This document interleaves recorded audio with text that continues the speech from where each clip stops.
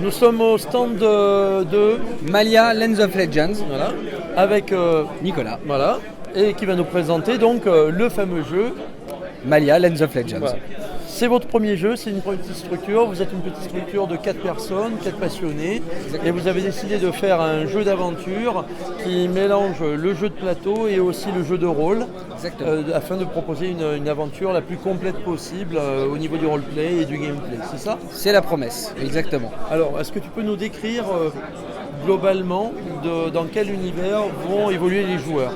Alors c'est un univers sur une planète donc qui s'appelle Malia, c'est on va dire du Medfan.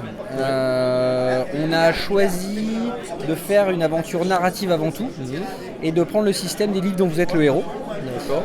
Donc en fait on va pouvoir proposer une aventure très très complète, un peu comme un jeu de rôle, sauf qu'on va à chaque fois réduire un peu les choix, sachant qu'à la fin on va pouvoir faire absolument tout ce qu'on veut. On va autant se déplacer dans une région, donc en mode land crawler, que rentrer dans des donjons, donc en mode dungeon crawler. Mais on va pouvoir faire de l'infiltration, on va pouvoir faire des choses comme du crafting, on va pouvoir faire de l'escape game avec des énigmes. On va vraiment pouvoir faire escape game aussi. Exactement. Tout, vu que le livre nous permet, chaque mission, le livre est différent et nous permet de faire des choses différentes. Il n'y a que notre imagination qui est le frein en fait. D'accord. Voilà. C'est un jeu qui se joue de combien à combien de joueurs, à partir de quel âge, pour des parties qui durent en moyenne, combien de temps une session de jeu? Alors, c'est un jeu complètement collaboratif qui se joue de 1 à 5 joueurs. La partie moyenne, c'est un peu difficile de dire le temps parce que ça dépend du scénario, ça dépend du temps qu'on prend parce qu'on a quand même une grande liberté dans le jeu.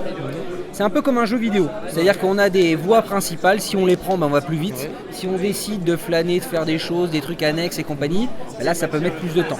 C'est pareil, quand on est 2 à jouer, ou 5, selon comment on parle entre les joueurs, ça peut prendre plus de temps. Maintenant on va faire une grosse campagne, on va dire que pour faire du bout à bout, par un chemin, on peut peut-être mettre, je sais pas, une vingtaine d'heures. Voilà. Maintenant on peut en mettre beaucoup plus, on peut en mettre un peu moins. Et en gros il y a aussi une énorme rejouabilité, donc de toute façon on peut refaire. Et le jeu garde la mémoire des actions que les joueurs ont faites, c'est ça? C'est-à-dire que tout ce qu'on fait conditionne la suite. D'accord. Donc voilà, tous les gros événements qui arrivent vont avoir un impact sur le reste. Voilà. Alors, on voit derrière nous des joueurs en train de faire des parties. On voit qu'il y a donc des différents plateaux personnels de personnages, un plateau de région et puis après le focus, c'est-à-dire la partie un peu dungeon crawling en quelque sorte. Donc on travaille sur 2 échelles et il y a pas mal de petits mécanismes qui font du jeu a priori un jeu assez complet. Ce jeu, parce qu'il est complet, parce qu'il y a du matériel, nécessite donc un financement particulier, c'est ça? Alors on va le faire en financement participatif, en Kickstarter, on espère dans quelques mois. Voilà. De toute façon on a décidé nous de faire le jeu auquel on avait envie de jouer, ça fait 4 ans et demi qu'on travaille sur le projet, on va essayer de faire vraiment quelque chose le mieux possible et proposer aux joueurs une expérience aussi à un prix correct. C'est pour ça qu'on l'a fait nous-mêmes. D'accord. Pour le moment, on n'a pas d'estimation au niveau des prix, tout ça. Alors, on sera dans la gamme de ce genre de jeu. On pense, on est en discussion avec les fabricants, mais on pense vers 90 €. D'accord. En revanche, on ne fera pas des pledges qui vont crever les plafonds. C'est pas du tout notre mentalité. Mais sur un jeu quand même avec une 60aine de figurines, donc ça a quand même un prix.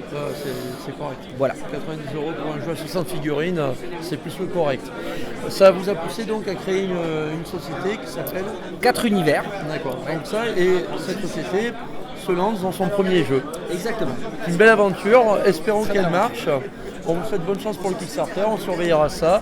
Et puis on aura l'occasion de communiquer ou de se revoir sur d'autres festivals éventuellement. Avec plaisir, merci beaucoup.